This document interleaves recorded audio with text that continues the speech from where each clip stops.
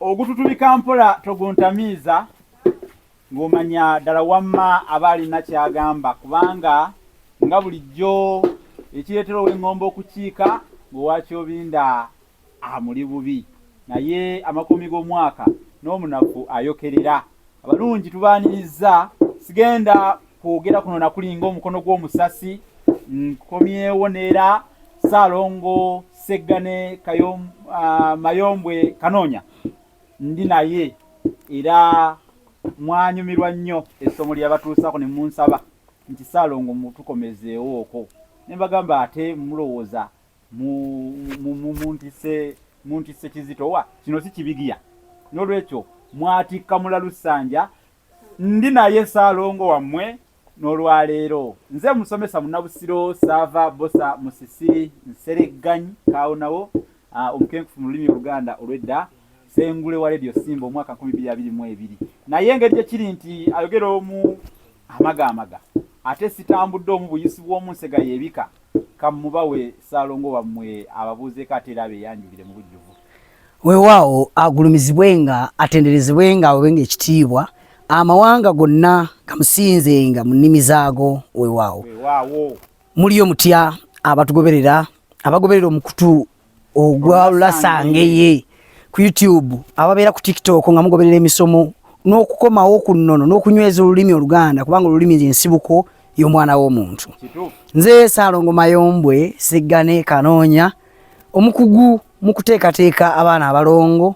awamu n'okuteekateeka obujjajja bwaffe obujjajja bubaawo okuva ku luse lw'abo abatusookawo olwaleero Musisibusa twasigazayo ekibuuzo ng'abantu babuuza ebirooto kyeki ye bijja bitya era awo wennyini kyekyandeese ekisakkuluba akatindiggwa liŋŋamba ddala wamma abantu tuleme kubakandahaliriza tandikira awo kubanga ekyemmomboze we kyanyiza ng'obojja ate olusala obulungi lwe lukuwembika nga n'ekisuula entabi kikuwa entindira Ssaalongo ebirooto kyeki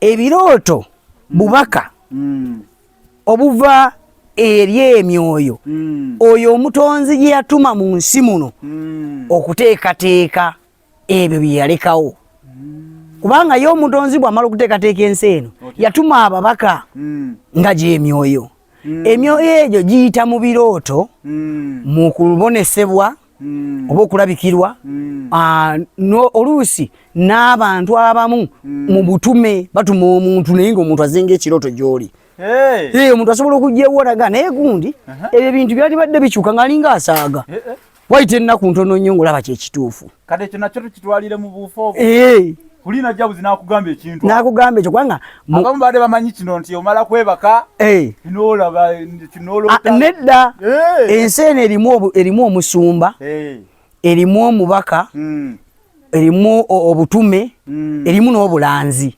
omusumba ogamba ngono wabalokole kubanga omusumba akola asumba ebyo bye baleese nga bw'olaba nti mu ssomero wabeerayo headmaster ne wabeerayo ne director yaaba n'ebirooto by'essomero eryo kyokka ye headmaster akola ebyo ebiriwo kitegeeza nti ebirooto bino biriko obutume obubisindika gye tuli obubaka obuva eri Omukama Katonda omuntu abufuna mu lunaku lumu lwaloose si bino ebyomusumba yageni Mukama yantumye ng'amusanze wa Katonda gwe nawe yakutonda nga nze lwaki gwe omusinkana nze natasinkana kale abantu baffe mbabuulira kikwatagana n'ebirooto buli muntu yenna ku nsi kuno aloota ne bw'aba mwana muto kubanga omwana bwe bamwebasaawo omusanga nga yeegaaya obanga aseka edda walingayo abaana nga waliyo obulwadde bayitanga yaabwe eyo bagiyitanga yaabwe mandwa kubanga emandwa eyo yava mugamu bwa kinene obusungu bwa Katonda bwe buzze bukula omutonzi ng'alaba abantu abakulu tebalowooza olumberi kuba omwana omuto ne basirika n'akyusa nagabo okuba abakulu kirama kyova olaba kati yaabwe tekyalabika pressure ze ziriwo kati anti pressure ze ziriwo yakyuka bukyusi nedda mu bakulu kati abantu baloota abantu balina ebirooto ebyenjawulo twagale togere ku mbeera z'ebirooto era kugeza kati bweyogedde ekyo nonzikiza waliwo omukyala yaloose nga alabe ebinoso. Alabe binoso. Yarose ebinoso ate yabirose nga si yabirina ulanga omwana biri mu ngalo za mwana. Yarose ebinoso nemuga nze ebiroto nina omukugu wange asinga okubitegeera ngenda kugendayo. Anti kakati kati yarose nga alabe ebinoso. Naye ekiroto kiba bwe kiti. Ekiroto kibanga okufumba emmere. Nti omuntu ategeka nga ajja fumba matooke. Naye bw'ategeka nga agenda fumba matooke. Wabeerawo enteekateeka y'enva. Oluusi n'agajja kulya nnyama. Naye tayogera ku nnyaanya, butungulu, biki naye ekirooto kiba n'ebirungo byonna nga bw'ofumba emmere. Kati ekirooto bakivuunula batya? Nti ekirooto okukitegeera kwe kutegeera nti omuntu yatandise bw'ati n'asinkana kino yasanze gundi yamugambye kino n'obigatta wamu n'ojjamu ekyo ekinyusi ky'olina okuwoole. Si kugamba baga nti bw'oloota embwa kibaaki kubanga buli muntu aloota embwa. Embwa oyinza ogiroota ng'ekugoba. Waliwo okuloota embwa ng'ogiwa emmere. Waliwo okuloota embwa ng'oli nayo ku ttale oyigga. Waliwo okuloota embwa ng'ogisitudde. Waliwo okuloota embwa ng'ogitolera munno. Waliwo okuloota embwa ng'ogikuba. Ebyo byonna kirooto kiyinza okuba nga si kyekimu. Naye nga kirimu ekintu. Kugamba Salongo bano abatubuuza nti naloose nga kino kiri bwe kiti tobagobye bonna. Omuwa obudde n'akunnyonnyola naloose embwa ng'ekola bweti. Kati gwe n'ojjayo obwamwoyo buli obubikkulwa kubanga nze ndi mu lubaale. Ekimpisa omulubaale kwe kubanga njogera n'emyoyo egyo egiri mu lubaale. Olubaale ly'ebbanga. Kati olubaale olwo bwe mbanga nze ndi mu lubaale njogera n'olubaale olwo emyoyo egiri mu lubaale olwo negisembera gye ndi. Ate abantu balootera mu lubaale kuba omuntu aloota ng'abuuka mu bbanga. Kati ekyo waliwo era yakiroosa omukulu oyo yamulaba Zanvuga okuntuusa wano. Yaloose ng'abuuka mu bbanga. Kisinziira. Ntinga alina obusobozi obukka n'okudda waggulu. Ng'amaanyi bagamulaga nti mu bwakabaka bwa Katonda alinayo amaanyi Katonda ge yamuwa agasobola omusitula n'ava ku ddala lyaliko. N'atambulirako waggulu. Kubanga waliyo omwoyo gwe bayita kibuuka omumbaale. Jjajjaffe yava Ssese. Ye yatambuliranga mu bbanga.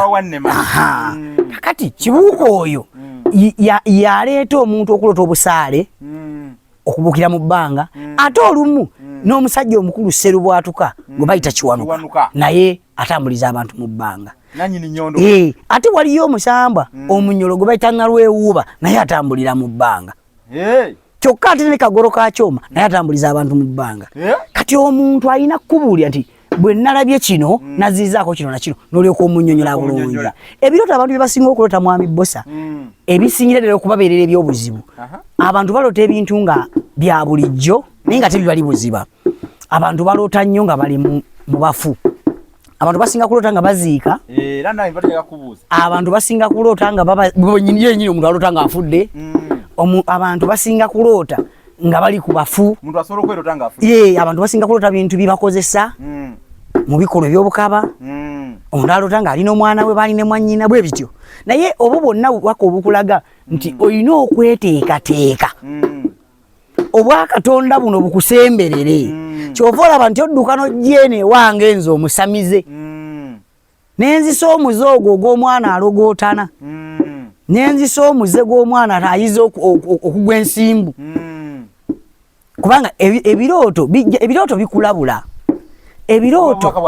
Ebirooto byokka omutonzi mwayisa obubaka obulabula ekitonde kyonna. Kyova buli ajja n'agamba nti naloose nno gundi ngazi. N'ebisolo biroota kubanga n'ebisolo birina obwakabaka bwa Katonda. Mwami Bbosa ebisolo birina obwakabaka bwa Katonda ate byo bibukuumye nnyo. Toyinza kusanga ndegeya ng'ekaaba nga nnyonza. Enkwale ne bwe zizaala ne ziba nnyingi tezikaaba nga nkofu. Kati ffeffekka wano omwana w'omuntu yayinza okuva ku bwakatonda bwe. Ekintu kyonna bwe kiva ku bwakatonda kifa. Mwami Bbosa omuti bw'ogutema gufuuka luku. Enswa bw'evaako ebyoya bagiwa n'erinnya erirabika nti nabbi bagamba ekyo kigazamba. Kitegeeza nti ebevudde mu bwakatonda bwayo. Kati omuntu bw'ava ku lulimi kizibu nnyo okufuna obwakatonda bwe ne bumusemberera. Kyova olaba nti bakabona abo omutonzi bataddeko obuyinza bo batuula ne bakusabira ne bavunula obubaka bujja bwe